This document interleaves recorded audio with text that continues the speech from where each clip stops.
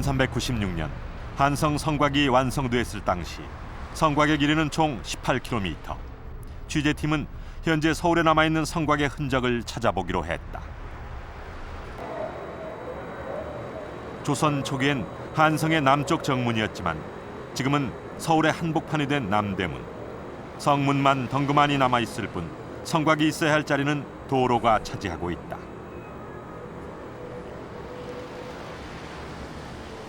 성곽은 완전히 사라졌을까? 남대문 인근 빌딩 숲속에 새로 지은 듯한 담벼락이 자리 잡고 있다. 그런데 갓 쌓은 회색 성돌 사이에 오래된 성돌이 보인다. 남대문으로 이어졌던 옛 성곽은 이렇게 일부만 남아있다.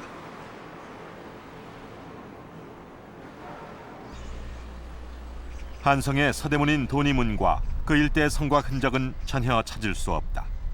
다만 사직동 뒤쪽에서부터는 다시 성곽이 잘 복원돼 있다.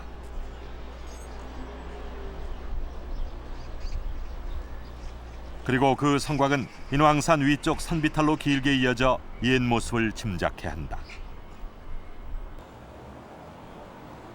동쪽의 관문인 동대문. 도로가 생기면서 끊어진 성벽은 인근 주택가에서 다시 발견되는데 성곽은 낙산으로 거슬러 올라간다.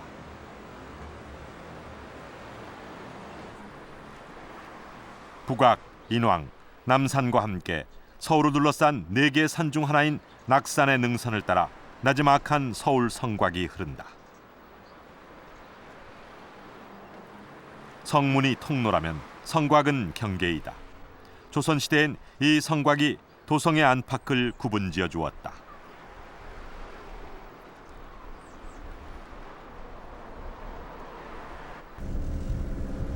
한성 성곽은 도심 곳곳에 남아 있었다. 태조 때 쌓은 성곽이 잘 남아있는 신당동 지역. 역사의 숨결을 간직한 채 도시를 감싸는 성곽은 서울이 유서 깊은 성곽 도시임을 말없이 보여주고 있다.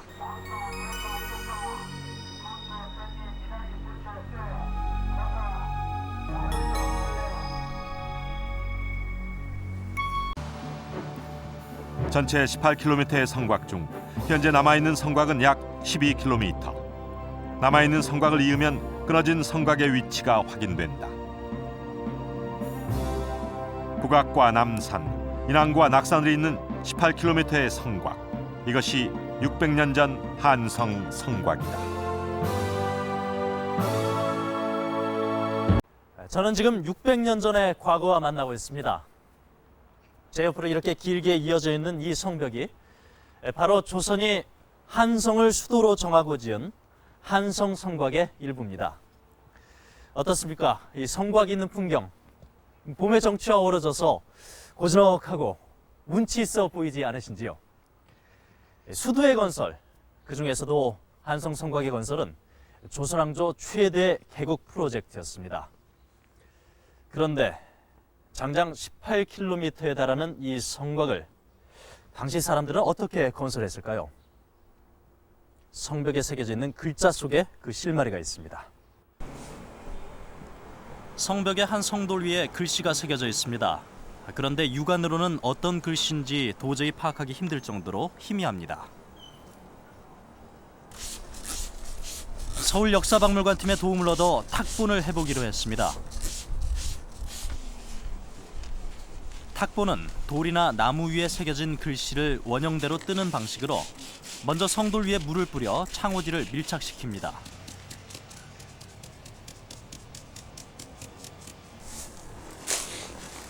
창호지가 완전히 마르면 먹물을 묻힌 솜방망이로 가볍게 두드리는데 이렇게 하면 글씨가 새겨진 부분만 먹물이 묻지 않게 됩니다.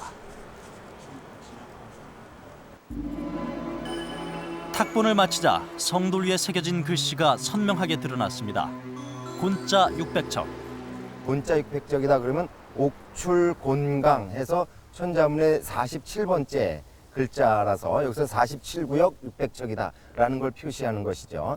그러니까 곤륜산이라는 뜻이긴 하나 곤륜산이냐 아니냐 그 의미보다는 그냥 번호로서의 의미가 큰 것이라고 할 수 있습니다. 이쪽에도 뭐가 있는데 곤자 600척이 발견된 성벽 인근에서 또 다른 글자가 발견됐습니다. 이게 이제 강자 600척 이렇게 되는 거거든요. 강자 600척이요. 네. 네. 각자가 보이는데요. 예, 그렇습니다. 이게 성벽에 새긴 글씨, 바로 이제 즉 돌 각자는 큰 또 돌들이 있었습니다. 있다가, 예, 여기에 각자가 있네요.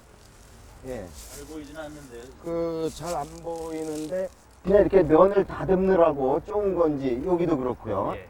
그러니까 생자 600척. 성벽에 남아있는 글씨는 생자 600척. 성벽에 새겨진 글자들은 모두 천자문 속에 있는 글자입니다. 생자는 42번째, 곤자는 47번째, 강자는 48번째. 이 각자엔 어떤 의미가 담겨 있는 것일까요?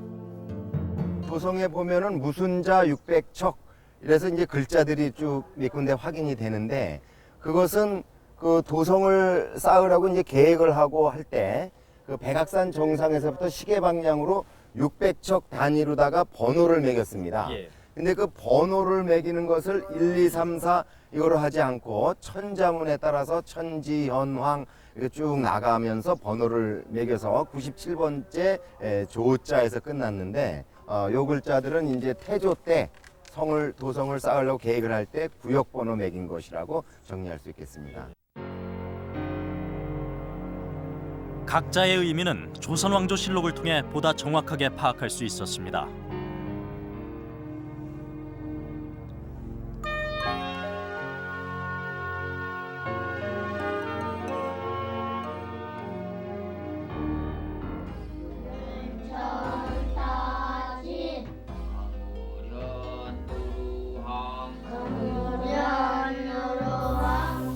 한성 성곽의 길이는 총 59,500척. 이것을 600척으로 나누어 각 구간마다 천자문으로 순서를 매겼는데 이렇게 해서 천자에서 조자까지 모두 97개의 구간을 만든 것입니다. 곤자 600척, 강자 600척은 구간을 표시하는 글자였음이 확인이 됐습니다. 그런데 왜 이 성벽을 일정한 구간으로 나눠야 했을까요? 그 의문을 풀어줄 또 다른 글자가 여기에 있습니다. 바로 흥해라는 한자인데요. 과연 이 글자는 무엇을 의미하는 것이었을까요? 흥해 시면, 흥해가 시작한 곳이라는 뜻인데 흥해는 어디일까요? 흥해가 새겨진 남산 일대의 성벽에는 경주, 경산, 연일, 하양이라는 각자도 발견됐습니다. 흥해를 제외하고는 모두 현재까지 사용되고 있는 지명들입니다.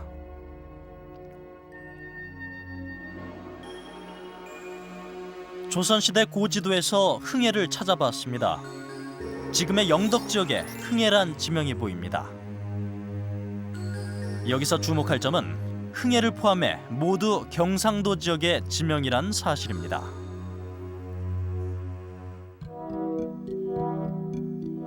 조선왕조실록에 의하면 성벽 축성 당시에 각 구간마다 담당 지역을 두었음을 알 수 있습니다.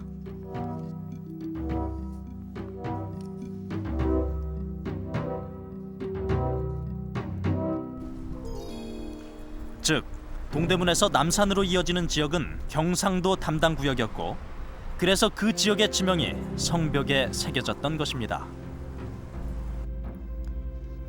결국 59,500척의 성벽은 97개의 구간으로 나뉘어 각 구간마다 담당 지역을 두었고 해당 지역의 장정들이 한성에 올라와 성벽을 쌓았다고 할 수 있습니다.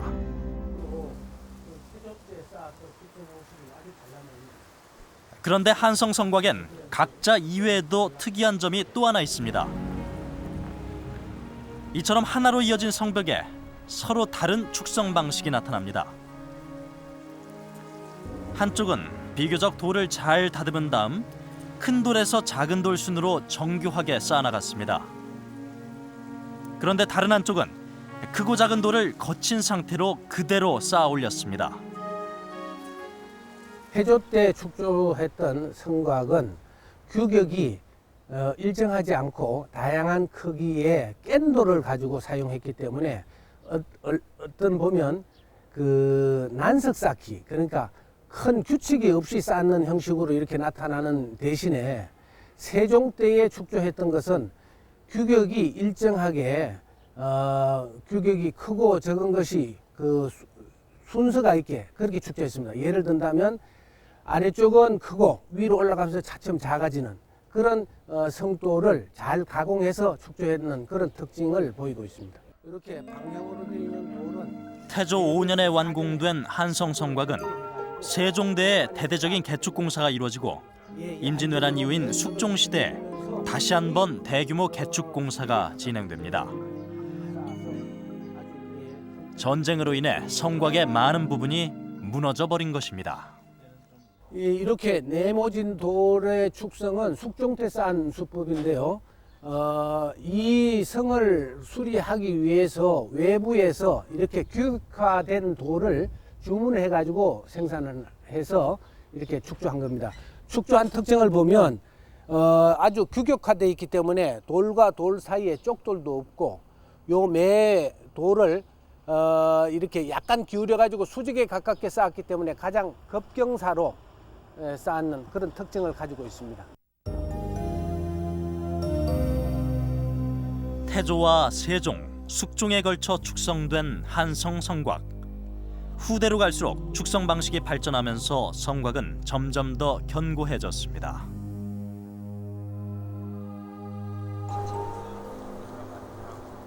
(600년이) 지난 지금까지 한성 성곽이 견고할 수 있었던 이유는 또 있습니다. 이곳은 태조 시대에 쌓은 성벽입니다. 글자가 특이한데 받을 숫자입니다. 받을 숫자. 네, 받는다 할 때 수음. 여기에 새겨진 수음은 조선 초의 이두식 표현으로 수음, 숨, 즉 구역을 의미합니다. 수음이라는 게 뭘까? 그걸 붙여서 읽으면 숨이 되는데 어떤 그 시간적인 구역이거나 하긴 공간적인 구역을 가리키는 게 아닐까 이렇게 추정을 합니다. 그래서 소수음이라는 것은 작은 세 번째 구역이니 구역이다. 이제 이런 뜻이고 그 옆에 사정우라는 것은 사라는 것은 이 공사를 관리 감독하는 직책 이름입니다. 그 사인 정우, 사정우라는 사람 이건 인명이고요. 성벽에 직책과 이름을 새긴 경우는 숙종시대 성벽에서도 나타납니다.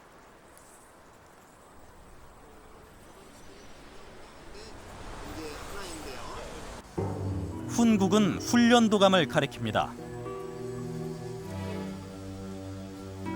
패장은 훈련도감의 군사 조직을 뜻하는데 공사 관리 감독을 맡았던 사람의 소속과 이름을 새긴 것입니다. 또 석수와 도편수처럼 기술 책임자의 이름도 새겨져 있습니다. 이렇게 책임자의 이름까지 일일이 성벽에 새겨놓은 그 이유는 무엇일까요?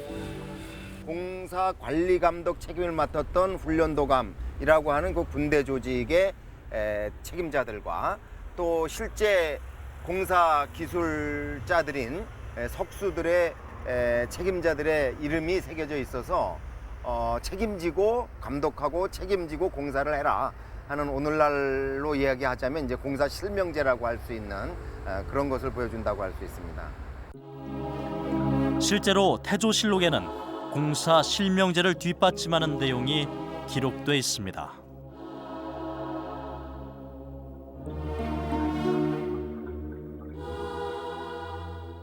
지금까지 성벽에 새겨진 글자를 통해서 한성 성곽이 어떻게 축조되었는지를 살펴봤는데요. 이 조선은 성곽을 보다 견고하게 쌓기 위해서 담당 구간과 지역, 또 책임자의 이름을 성벽에 새겨넣는 말하자면 공사 실명제를 도입했다는 것을 알 수가 있습니다. 조선 개국 최대 공사 한성 성곽은 바로 그렇게 완성됐던 것입니다.